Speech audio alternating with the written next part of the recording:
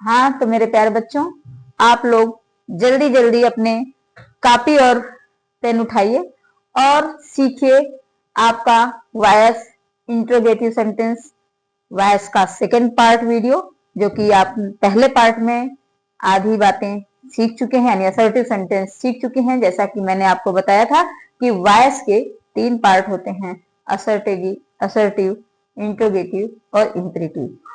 इन 3 sentence को हम passive voice में बदल सकते हैं। ठीक है, तो अब आप लोग बिना देर किए जल्दी से उठाइए कॉपी और पेन और एक एक पॉइंट को पूरी बारीकी से नोट करिए और सीखिए, कहीं छूट न जाए। ये है आपका इंट्रोगेटिव सेंटेंस। इंट्रोगेटिव सेंटेंस की पैसिव, मान लीजिए एक्टिव वॉइस क्या होता है। सबसे पहले तो हमने बताया था आप लोगों को इसके पहले वाली वीडियो में कि सेंटेंस के हमारे 3 पार्ट होते हैं, सिंपल, कॉम्प्लेक्स और कंपाउंड। सिंपल के 5 काइंड होते हैं, assertive, interrogative, imperative, exclamatory, optative. तो असर्टिव के भी दो काइंड होते हैं, अफर्मेटिव और निगेटिव। तो अफर्मेटिव और निगेटिव के रूल सेम होते हैं, केवल नॉट लग जाता है, उसमें कोई चेंजिंग नहीं होती है। लेकिन इंट्रोगेटिव 2 काइंड के होते हैं। एक होता है हेल्पिंग वर्ब टाइप, या उसको एस आर नो टाइप भी कहते हैं। एस आर नो टाइप क्यों कहते हैं, तो उसकी वजह, जैसे हमने पूछा do you go to market, तो उसका आंसर आप यस आर नो में दे सकते हैं। Yes I go to market, या नो में दे सकते हैं। लेकिन अगर हमने पूछ दिया why are you going to market, तो you must say that I am going to market to buy something, या फॉर शॉपिंग, या फॉर बाइंग वेजिटेबल्स, एनीथिंग। तो you have to give reason.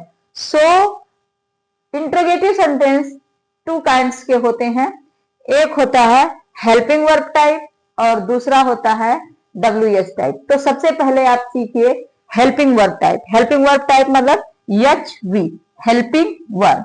और एक्टिव वॉइस का ये construction है, ये formula active voice का है।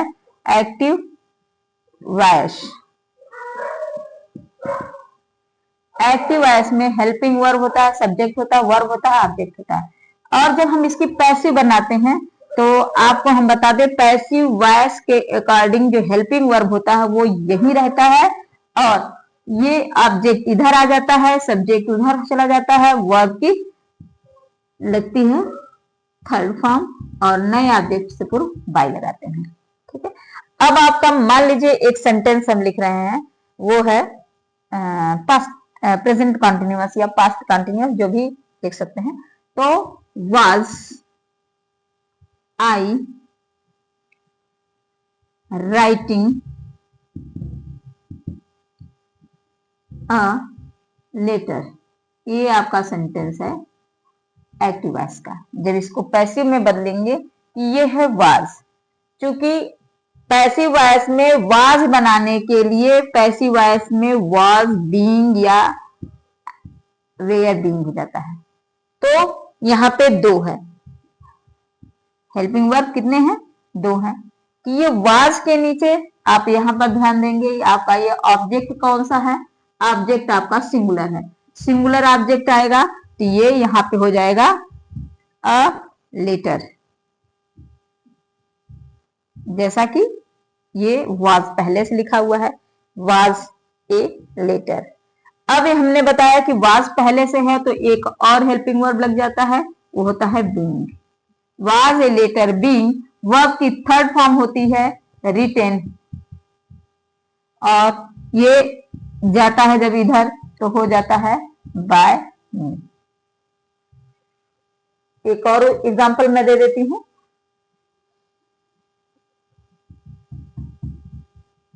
Have you completed your work. तो have you completed your work, ये है प्रेजेंट परफेक्ट का। हमें पैसिव बनाना है तो ये देखना है कि इसमें ऑब्जेक्ट कौन सा है। तो व्हाट हैव यू कंप्लीटेड, तो योर वर्क। योर वर्क लाएंगे इधर, हो जाएगा योर वर्क। ये योर वर्क के अनुसार योर वर्क सिंगुलर है, इसलिए हैज हो जाएगा लेकिन यहाँ पर लगेगा ये हैव के नीचे हैव लगेगा, हैव योर वर्क। अब ये परफेक्ट में है तो बीन लग जाता है, have your work been completed by you, ये है completed by you.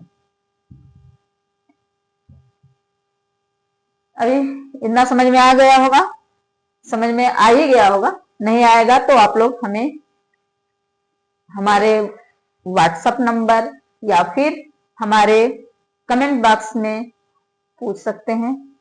Surely there is no problem.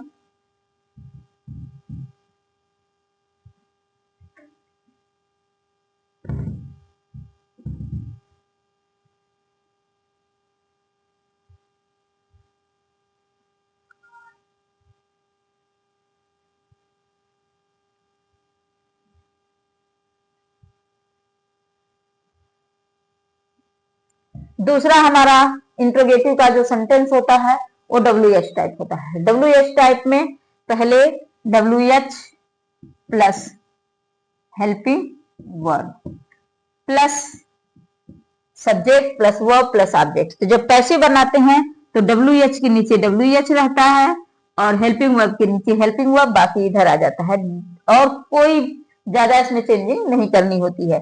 तो मान लीजिए आपका सेंटेंस है Why have you gone to market?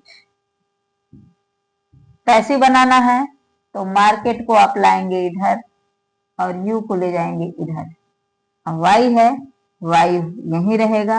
Have है तो चूंकि यहाँ मार्केट सिंगुलर है इसलिए why has market been gone by you. एक और एग्जांपल मैं दे देती हूं।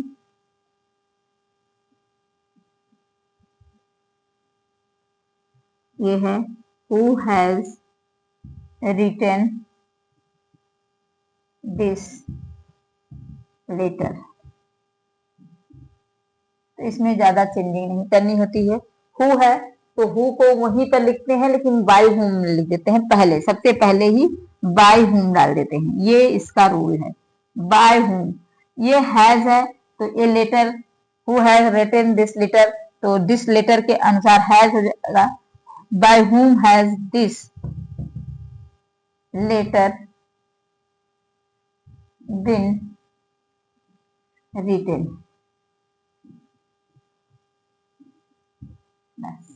ये है इसका रूल, ये हु का रूल है। ठीक, अगर है which book have you bought, which book have you bought. तो यहाँ पर आपका जो ऑब्जेक्ट है विच बुक है तो ये आ जाएगा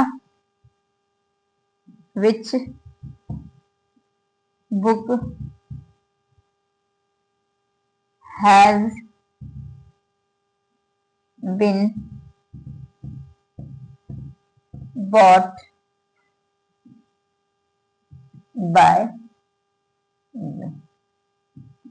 ये है इसका रूल इंट्रोगेटिव सेंटेंस का।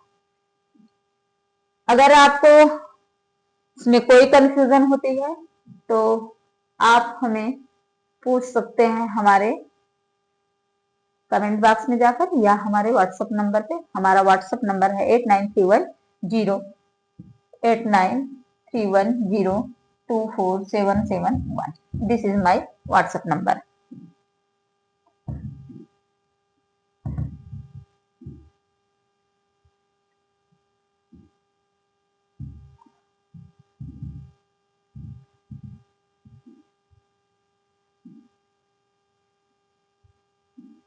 अब हम आप लोगों को इंपरेटिव सेंटेंस बताएंगे। इंपरेटिव सेंटेंस में सब्जेक्ट की जरूरत नहीं पड़ती है वह बिना सब्जेक्ट के वह सेंटेंस बनता है। इंपरेटिव सेंटेंस क्या होता है? Order, respect, request, advice. Imperative sentence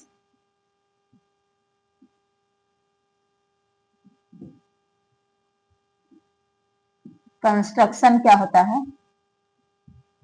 ये होता है verb first form plus object. As, ये है क्लोज द डोर, ये है ऑर्डर। अब करना क्या है? इसमें कुछ भी नहीं करना है। इसके दो फार्मूला है, let plus object plus be plus verb की थर्ड फॉर्म। जैसे let the door be closed, let the door be closed. या दूसरा रोल है द डोर शुड बी